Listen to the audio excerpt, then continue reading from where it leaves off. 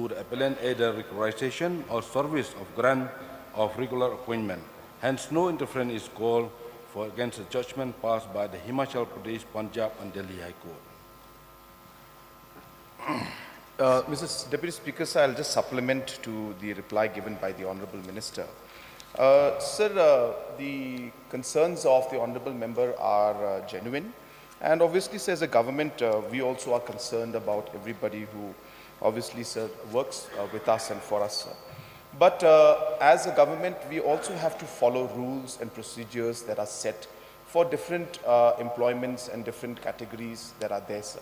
And hence, as per the reply given by the Honourable Minister, these are, sir, totally, these are on daily wage basis, sir. So therefore, it's not that they have to work every day. It depends on the days they work, they will be paid, sir. And so it is, as I said, it is on the basis of the daily wage payments that is made to these particular individuals. And obviously, if somebody is not in a position to work, then they will not be forced to work. But of course, the payment also then will not be made, sir. So therefore, it is up to the individual to work, sir, and not to work. Yeah, Charles. Sir, reply to the Honourable Minister, he said that the Home Guards are deployed as per the requirement of the requisitioning agencies. Now, can a system be adopted by the Home Guards Department that when there is a requisition agency who requires, say, 10 numbers of personnel to do duty for them, then can an agreement be made with the requisition agency and the Home Guard that the amount that is to be paid to them should be deposited in the account of the Home Guard, so these personnel who are on duty in the requisition agency can get their salaries on time? That is the question.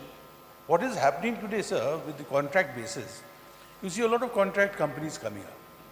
Now, they have their own security system. We have many in Shillong also. Anybody requisitioning personnel from them have to deposit the funds first. So, can this system be also adopted by the Home Guards? Whereby if I require for my establishment 10 employees and 10 personnel to do duty for my work, then I should be able to deposit the money there as per the rules laid down where they are supposed to be paid X amount of money and this and that. So that way there is no discrepancy in the payment of salaries when the time comes to remuneration. Sir, I'll just also just again supplement the Honourable Minister that number one, so the delay why it normally happens, again it's more related to finance. So is that there is no provision under the budget for that particular component, because the requisition sometimes is made on a basis of need.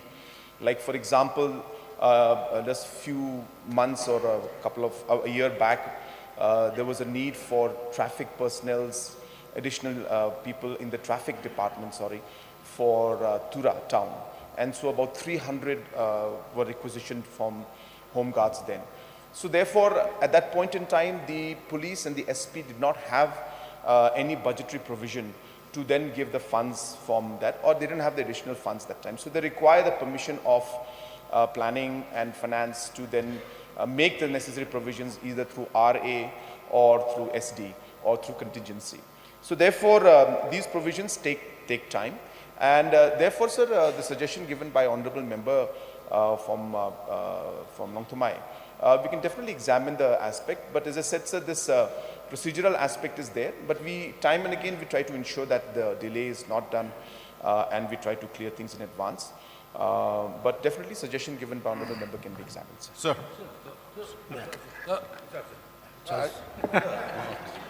Sir, I thank the Honourable Chief Minister for his reply. The question is not whether, it's not regarding the government agency, I mean the Home Guards doing duty for the police, or that is not the question, that is okay. That we know the Home Guards department will cover. I'm talking with the requisition agencies who are not the government, like the Power Grid, like NIPCO. Agency. Huh? By private agency. Private agencies, that's right. Whether they are not doing that, sir, they are not paying in time. Regarding these private agencies and all, they pay regularly for the Home Guard volunteers. I don't really like that. So another suggestion to the Honorable Minister. As per the question, some of them have served more than 10 years. So, sir, is there any program by the government to have this kind of, security cover? For example, this group insurance can be done so that as and when they fall ill or maybe lost their lives also, sir, the family will not be put into, a problem. So, sir, I'll just make a suggestion. For example, now if, you can have some kind of, for the example, the LIC has this group insurance, the premium is very nominal.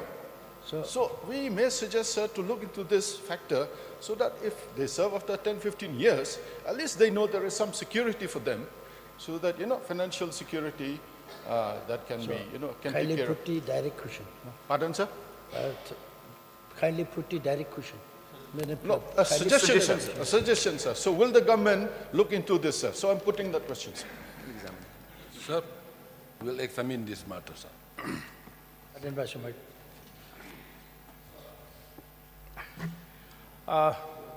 So I beg to differ with what the Honorable Chief Minister has said, that the engagement of these home guards, not all of them are deployed on a daily basis, like NAGRIMS, MECCL.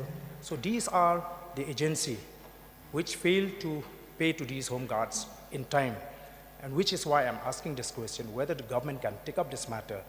Maybe since they don't have any facilities, as you've said, it is not a daily basis, sir. That is my clarification, sir. So we'll take up with these agencies, we'll speak to them and see what can be done, sir. Albert, you want to put any of that? Yes, sir. I do want to participate because I've seen my question will not be able to come up.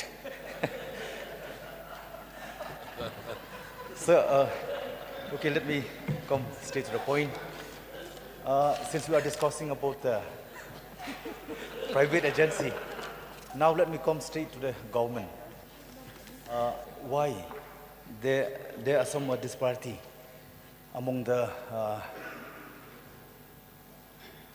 employee who had been deployed as traffic personnel. You see these traffic, from the Home Guard, they had extended very positive work, that I could say, because at this very point of time, the traffic congestion is very So for this your question, yeah. please put Yes, directly. I'll come. So that will make easy for the minister concerned to answer my question. So I would like to put a question to Honorable Minister, whether these employee which had been deployed in a police traffic personnel, they also are been facing the problem. They never got a regular salary as well their facilities. Is it true, sir, with that? Sir, Deputy Speaker, sir, this is not true. We trying to pay them regularly. We will take up with the police traffic also if such a payment is delayed.